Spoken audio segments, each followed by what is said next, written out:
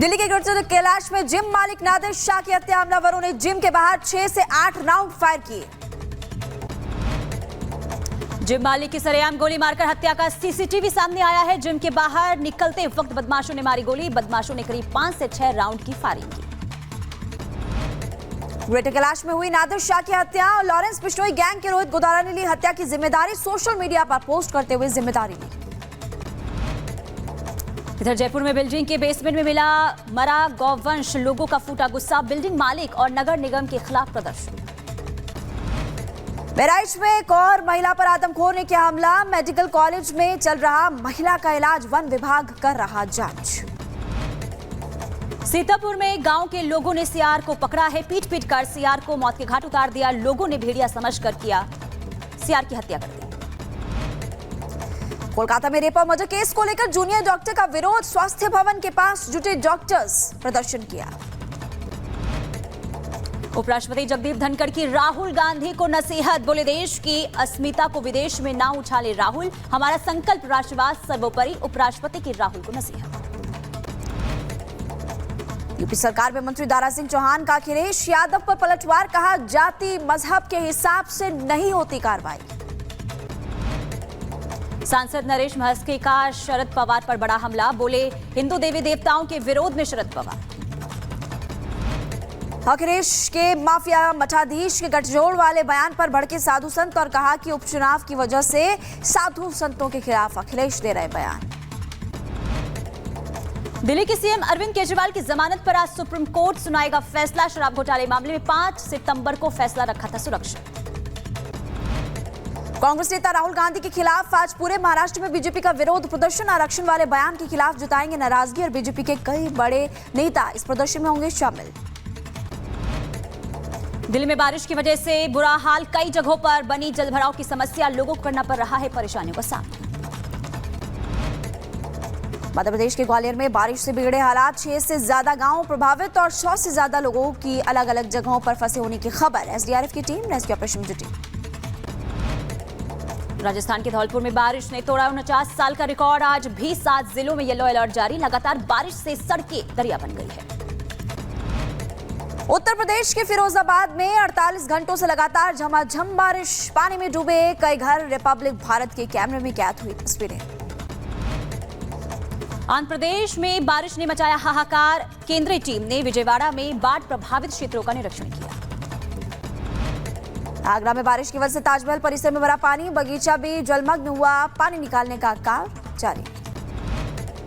बहराइच में चोरों ने 2 घरों में चोरी करने की कोशिश की। पूरी घटना सीसीटीवी कैमरे में कैद हो गई। आरोपियों की तलाश अब पुलिस कर रही है। उत्तर प्रदेश के बहराइच में नशा तस्करों पर पुलिस की बड़ी कार्रवाई। 2 किलो से ज्यादा चरस के साथ एक महिला को गिरफ्तार किया। अलीगढ़ में दबंगों ने पुलिस के सामने उत्पात मचाया। बरसात के पानी की कीचड़ उछाल कर और आपको बता दें कि बाइक सवार को गिराने की कोशिश की। जमकर लाठी डंडे बरसाए गए। वीडियो सोशल मीडिया पर वायरल हुआ। और अलीगढ़ में पुलिस और बदमाशों के बीच मुठभेड़। बदमाश संदीप यादव के पैर में लगी गोली, अंधेरे का फायदा उठाकर एक साथी फरार। महाराष्ट्र के अंबरनाथ में केमिकल फैक्ट्री की बड़ी लापरवाही सामने आई। इलाके में फैली केमिकल गैस। फायर ब्रिगेड की टीम ने संभाला मोर्चा। और नॉर्थ कोरिया के तानाशाह किम जोंग उन ने परमाणु हथियार संस्थान का दौरा किया। हथियारों की संख्या बढ़ाने के लिए आदेश दिए। एक्वाडोर के जंगलों में लगी भीषण आग, दूर तक दिखा काले धुएं का गुबार। आसपास के इलाके में को खाली करवा दिया गया है। फायर ब्रिगेड ने आग पर काबू पाया है। अमेरिका की कैरोलिना में हवित्जर टैंक जा रहे ट्रक को ट्रेन ने मारी टक्कर और ट्रक के परखच्चे उड़ गए। जर्मनी के यूरोपा पार्क में चला हादसा। रोलर कोस्टर खराब होने से 20 लोग फंस गए। क्रेन की मदद से सभी को उतारा गया। पार्क की तरफ से दिया गया स्पेशल ऑफर। जॉर्जिया में समुद्री तट के पास शख्स पर बिजली गिर गई। आग में झुलसने के बाद बेहोश हुआ। अस्पताल में चल रहा इलाज।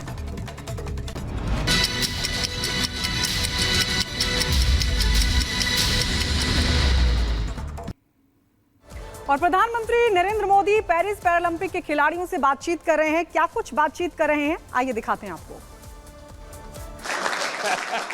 ऐसा ही बताया ना। सर हम बोलते कि हम मार दे, तो मैं सर अटैक तो करता हूँ, कभी खाली चला जाता तो वापस खड़ा हो लेकिन जाता। टेक्निक का नाम बताते हैं, जो पोजीशन आगे पीछे पाँव की दिखती है तो वो टेक्निक का नाम जो इनको सिखाया होता है वो बताते हैं, तो फिर ये वो अप्लाई करते हैं।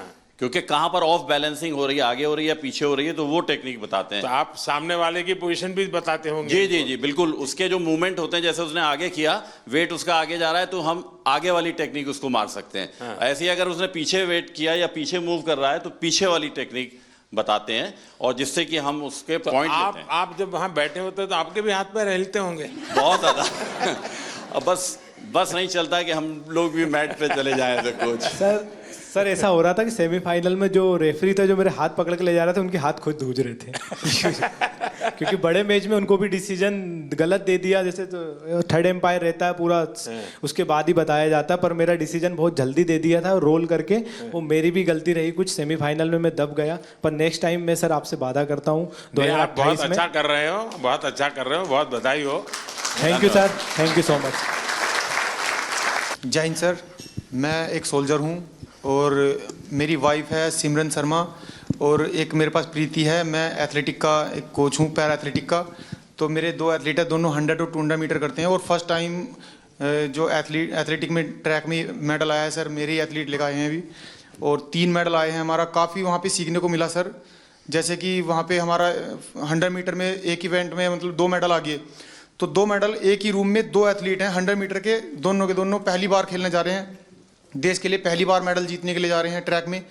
तो जब 2 मेडल एक रूम में रखे हों और दूसरे खिलाड़ी का भी इवेंट भी नहीं हुआ हो, तो उस प्रेशर को मैं as a coach, as a husband, मैं कैसा फील कर रहा हूँ, मैं उसको समझ रहा हूँ। दूसरा एथलीट जो है उसका गेम भी नहीं हुआ और उसमें 2 मेडल रखे हैं, हाई प्रेशर है वो कि भाई मेरा तो मेडल भी नहीं आया, उसके 2 मेडल आ चुके हैं।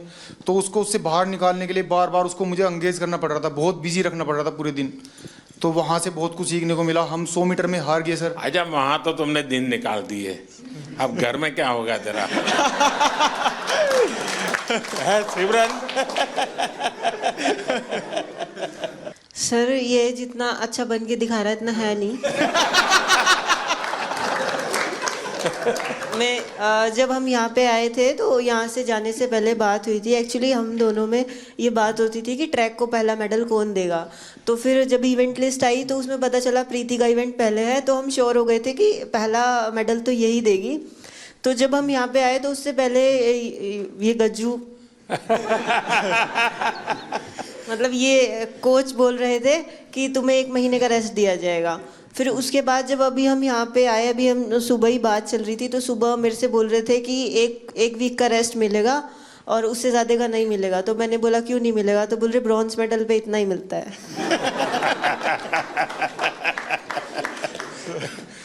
अब तुझे खाना नहीं मिलेगा।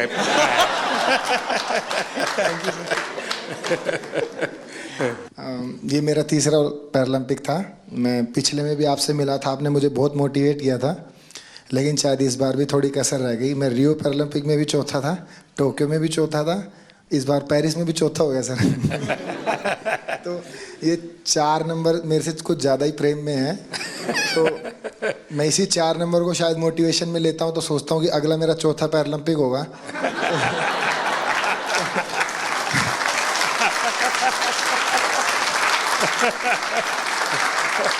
तो शायद चौथे में मैं कुछ करूं। और जैसे कि सर मैं अपने आप को फेलियर तो नहीं कहूँगा, जैसे कि मैं पैरा की हिस्ट्री में, ना कि इंडिया की में, all over the world para की हिस्ट्री में मैं अकेला ही ऐसा एथलीट हूँ जो इतने बड़े इवेंट में इतनी बार ऐसे रहा है। तो फिर मैं कहीं ना कहीं सोचता हूँ कि ओलंपिक में ऐसी कई हिस्ट्री हैं, जैसे कि एक डिस्कस थ्रोअर भी हैं फ्रांस की, जिनका 5वें ओलंपिक में सिल्वर मेडल आया।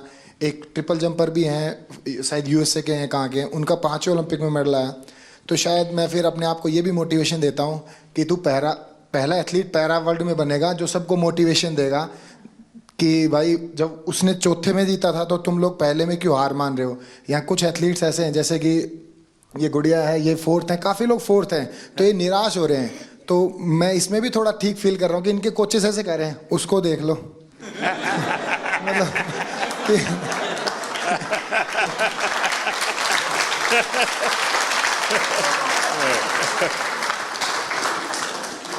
देखिए, मैं समझता हूँ कि आपका ये जो जीवन की तरफ देखने का दृष्टिकोण है ना, वो शायद आपकी सबसे बड़ी ताकत है।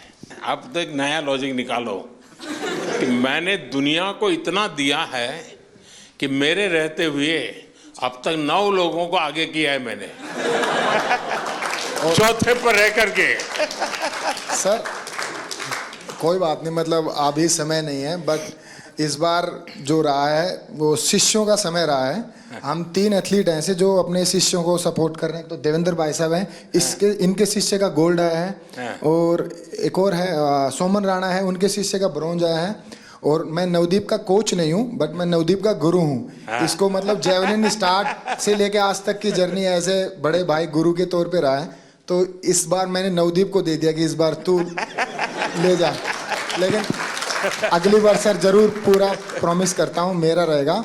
और सर बीते 3 ओलंपिक जितने भी पैरालंपिक मैंने देखे हैं उसमें मैंने ये फील किया है कि जैसे कि सभी लोग बात करते हैं ये कंट्री इतनी बड़ी है तो एक्सपेक्टेशंस पहले लेके जाते हैं, बहुत तगड़े गेम्स होंगे, बहुत तगड़े गेम्स होंगे।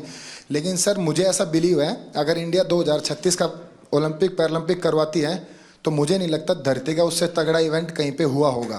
तो सर हम उसमें पूरी कोशिश करेंगे कि बुढ़ापे में भी देवेंद्र भाई साहब को एक आइडल मानते हुए अपने 8 गोडों को बचाते हुए उसमें कोशिश करेंगे उसमें भी खेल पाए। नहीं, आपका जीवन के तरफ देखने का एक दृष्टिकोण है, ये अपने आप में बहुत ही इंस्पायर करने वाला है कि भाई मैं आगे भी कुछ करूंगा और करके रहूंगा। मैं आपको बधाई देता हूं। Thank you sir. नमस्कार जी। राधिका सिंह, मैं मेंटल कोच हूँ राधिका सिंह, शूटिंग टीम के साथ। और आप कह रहे थे कि अपना हमारा एक्सपीरियंस शेयर करें, और सबसे ज़्यादा ज़रूरी है एक ग्रुप की मोहब्बत एक दूसरे के लिए। तो शूटिंग टीम में कोई एक दूसरे से compete नहीं कर रहा है, सब अपने आप से compete कर रहे हैं, तो वो आगे बढ़ रहे हैं। और जितनी भी उनकी क्षमता है, जितनी भी उनकी तैयारी है, उसके आगे वो अपनी वीकनेस नहीं देते, स्ट्रेंथ नहीं देख रहे, वो अपनी स्पोर्ट के लिए मोहब्बत देख रहे हैं। तो ये बहुत बड़ी बात है कि हमारी टीम बहुत जुड़ी हुई रही। और ऑल्दो मैं एक ही इवेंट के लिए 2 बच्चों को तैयार कर रही थी, कोई कंपेटिटिवनेस नहीं था उनमें। तो ये बहुत